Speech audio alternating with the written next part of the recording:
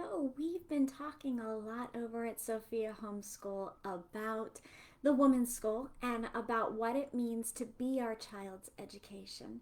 And I have invited so many of you already in our live webinar that we did on this subject and everything else to come into a dream session with me. Let's get together and let's do a dream session and talk about what it is that you really want. And the question comes up quite often, do we as mothers even have the right to dream? Do we have the right to think about what do we want? After all, our dreams are wrapped up in our children, and we are always pouring and investing ourselves into their good. And while I would say that yes, you do have not only the right but the duty to dream for yourself and to think about what your life is supposed to be, a really, really wonderful, good place to start is to dream in context of our children and for our children, because that is where our hearts are. And it's never us or our children. It should be both, and our spouse as well. So our dreams should be part of the consideration, should be about our children. So let's start right there, and I want to invite you right now into a dream session with me. So let's dive in and get started. Let's use as the context of our dreaming what it is that we want for our children. So we are Sophia Homeschool. We give teacher training to homeschool families. And so most of you are thinking about your children in terms of their education. So let's think about their education. What do we want for them? Why do we even give them an education? Why do we send them to school or choose to homeschool? Well, we know that in order for them to get along in this life, they need to have academic skills. In order for them to be happy in life, they need to be able to provide for themselves and for their families. They need to have good jobs, good careers. And we believe that in order for them to have good jobs, good careers, that they have to have a proper education, which means going to college. And in order for them to go to college, they need to be able to get into a good college, and that means they need to go through this whole schooling process, and they have to learn communication skills via reading and writing, and they need certain arithmetic skills, and they need they need to understand the history. So the ultimate goal of all of this is that we want our children to have successful lives and to be able to be equipped with the skills to do what it is they want to do. Well, underlying all of these academic skills, of course, there are skills of character, skills of just self-management, that if they don't have these skills, they will never be successful in their academics. Therefore, they'll never get into the right college, they'll never have the right jobs, therefore, they will never fulfill their dreams. Right at the end of everything we are doing here for our children, we want them to fulfill their dreams. We want them to fulfill their calling. We want them to be happy. So let's start there. Let's not start at the specifics of the academic skills that they need. Let's start right there at the heart of what it is we want for our children. We want them to be happy. And whatever path they take, it might not involve any college education. They may not have a career at all. They may be doing something very important with their lives via raising a family and equipping the next generation, serving their church and their community. Whatever it is that they set out to do, there is something that is far more important than the actual academic skills, because these self-management skills will help them to do those academic disciplines much more effectively. Let's talk about what those are. Are they able to control their emotional state? That's really, really important. This comes from a place of gratitude. If you have a child who has or an adult who has everything that the world could offer, yet is internally unthankful, they're miserable. No matter how successful in material things they are, they're unhappy. So, and the flip side of that, if they are impoverished and living a life of crises and struggle, but they're internally grateful, well, they're living a life of joy, a life of gratitude. And that gratitude ends up transforming their circumstances so that they're able to get out of a crisis situation. So we start here with this emotional and mental control so that they can be people of gratitude and therefore at the heart of it happy. And if they're foundationally thankful, then they'll approach whatever tasks are put in front of them with as an opportunity for self-betterment. They need to be in charge of their time. It's a critical skill that we all have to learn to manage our time, to be disciplined with the hours that we have. We learn budgeting with our finances, but our time is as every bit as valuable a resource as our finances, and we need to learn to budget our time as well as we learn to budget our finances, or else we squander these very, very precious years that we're given. We need our children to learn boundaries.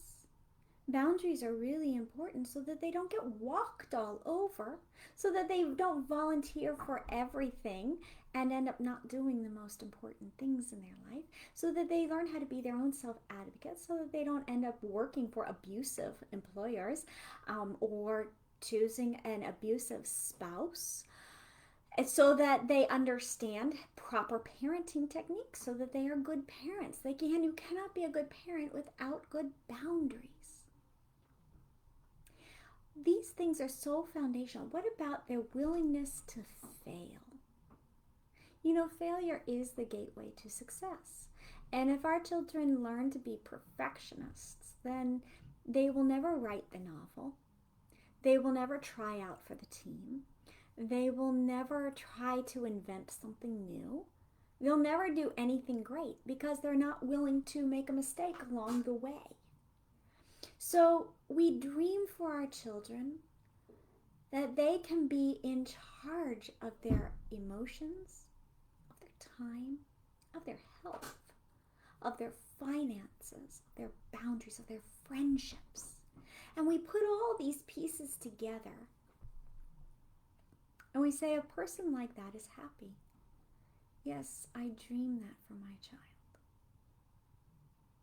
Let's imagine, close your eyes and imagine your child's face. And imagine them growing into a man or a woman who knows what is good in life. And he's not willing to settle for less. He knows that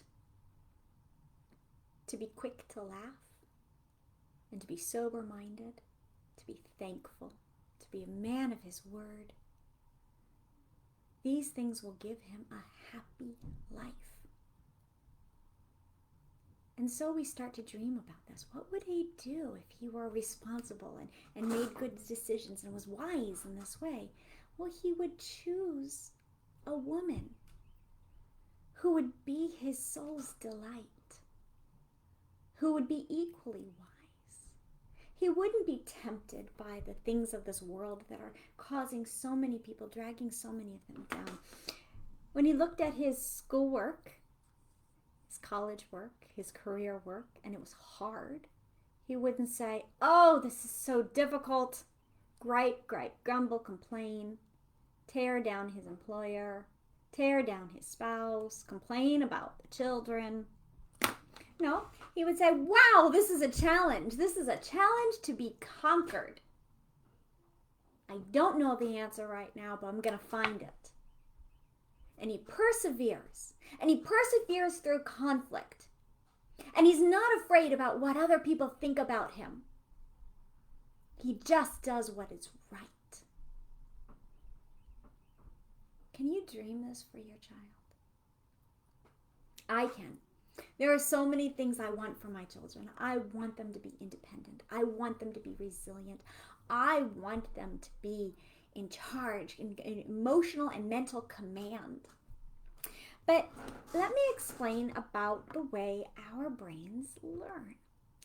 The human brain has something unique about it that many of the creatures in the world don't possess. So we are among the a few of the animal kingdom that actually, when we look in the mirror, we recognize that that image in the mirror is us. It is a reflection of us. Most animals do not know that that is a reflection of themselves. They think it's another animal in the mirror. So the way our brains work, this high intelligence that the human brain has, functions in a very different way. And part of this, many creatures in the animal kingdom also possess this ability, this very, very high intelligence that human beings have. And part of this high intelligence is also the ability to look at the behavior of what another is doing, to visualize it, and to recreate it for ourselves. So, one of the ways that we learn is by watching others. We can fuss and fuss and fuss at trying to figure out exactly how to, maybe say, let's start a fire.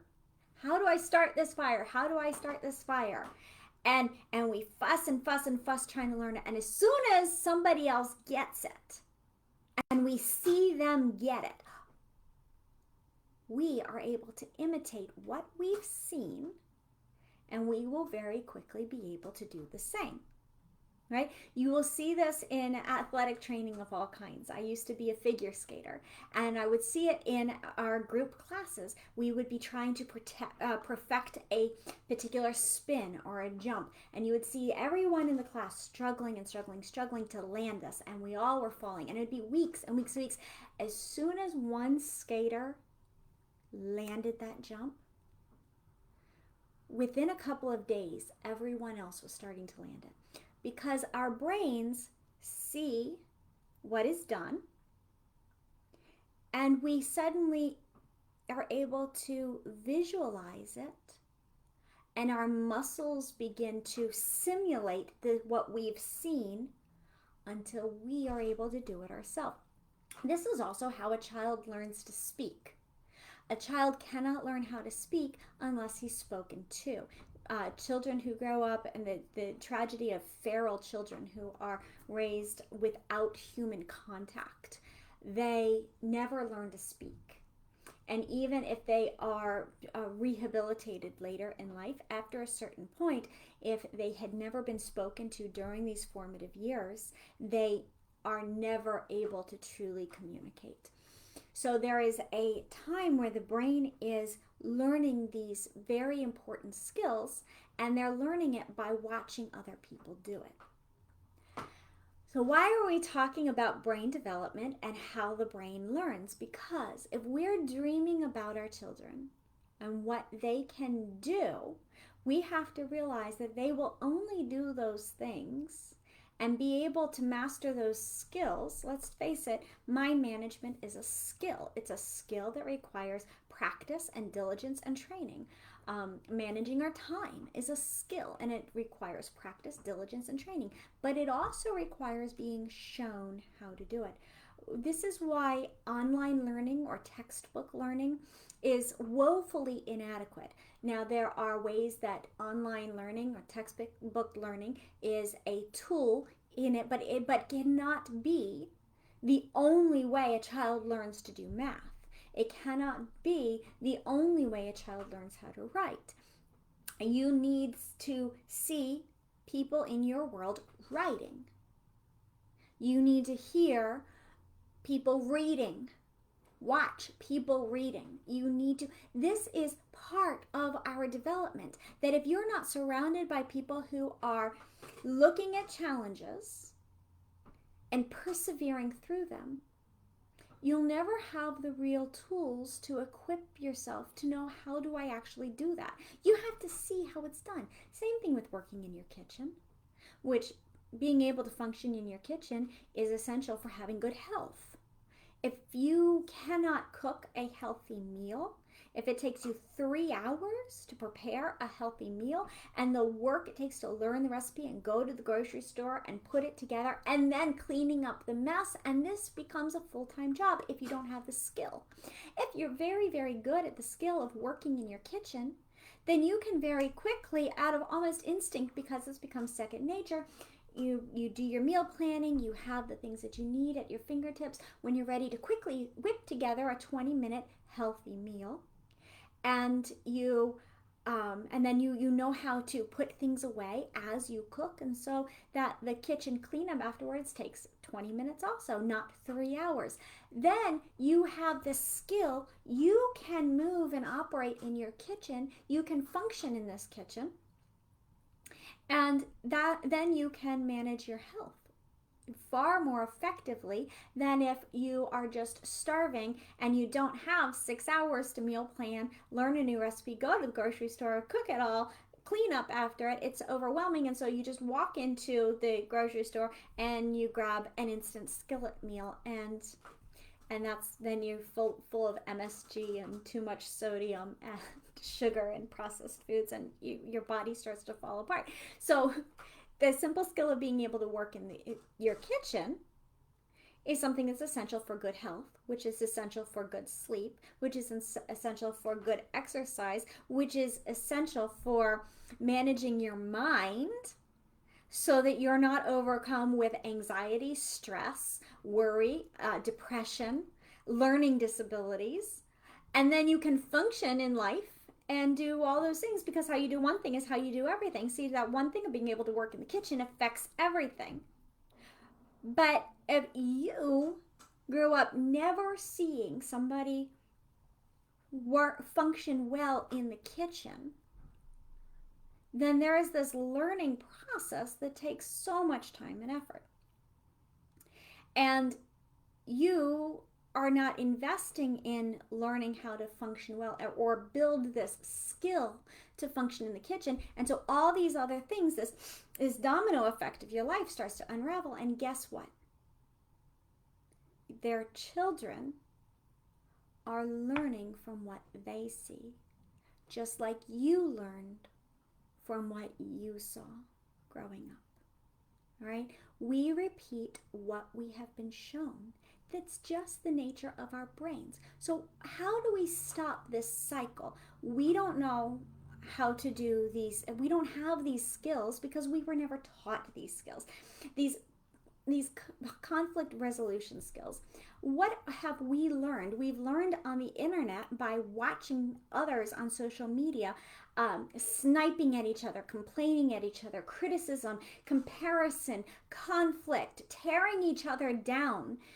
This is the culture that we're steeped in, and we get caught up in it, and we just do what we've seen over and over again. And what happens is that we then, without even noticing that we're just, we're a fish swimming in water. A fish doesn't know that he's in water. He's just part of it. And we are just part of this culture. And our children are watching us be part of this culture, and this is what they are becoming. And then let's go back to our dream board. With the skills that we are demonstrating for our children, will they be equipped to live up to your dreams for them? Will they have time management if they're used to watching you doing this? Will they know how to manage their health if they watch you being overwhelmed and whipping together a skillet meal and ordering takeout every night of the week? Or will they be able to have the courage to take on a brave new challenge if they see you tearing yourself down every time you make a mistake? They won't. They won't. So this brings us back to asking, why do we dream for ourselves? Because we are our children's education. We are their future. What they see in us, they will model. We are their mold. We want them to be responsible. We want them to be able to manage their time, their friendships, their boundaries, their emotions. We want them to manage their health and all of these things. We want them to be happy and follow their dreams. Do you? You're the mold. So let's take some time as we dream for the sake of our children to understand our role in this dream board. You know, we can't ever find it within ourselves to find the strength and the resolve to do the very, very difficult work that's required of us to change habits and patterns if we don't have a dream that we're working toward. The dream gives us the motivation. The dream gives us the energy. The dream inspires us. And since our children are at the heart of our dreams as mothers, let's put them right there and say, why do I do this? Why am I going to learn how to keep a disciplined schedule? Why am I going to do the really, really hard work to learn how to manage my home, my environment? Why am I going to learn how to manage my internal voice so that it doesn't drive me down and say ugly, awful things to me? Isn't always complaining, isn't always full of doubt and despair and depression. This is going to take a lot of work. How am I ever going to find the strength to do this? We're going to find the strength by keeping this dream board right in front of us. This dream board that says, if I don't do it, my children won't be able to. I work on this internal life of mine so that my children will see how it's done, so that their brains will see the action being done and they will be able to do it themselves. So this is why we begin this transformation. We talk about being the prepared adult. Oh, mamas, this is the most important thing that you can do for your child's education. You cannot be a homeschooling parent unless you are the prepared adult. And this goes way beyond how do I teach math and how do I teach reading and writing and how do I teach penmanship. This goes way beyond any of that. You have to demonstrate the foundational characteristics, the foundational skills that will empower them to be willing to spell it wrong and then practice from there how to spell it right. To be able to write out that first draft as messy as it is and then learn from it as they go back and edit and not be ashamed that their first draft was messy, right?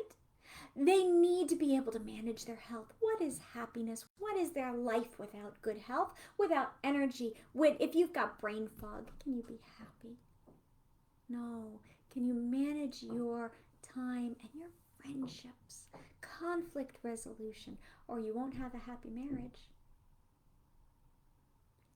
And if you're not happy in your health and in your internal life and in your marriage and in all these things, can you be successful in life? And if you can't be successful, what's the point of having a good career? What's the point of getting into the right school? What's the point of having good grades?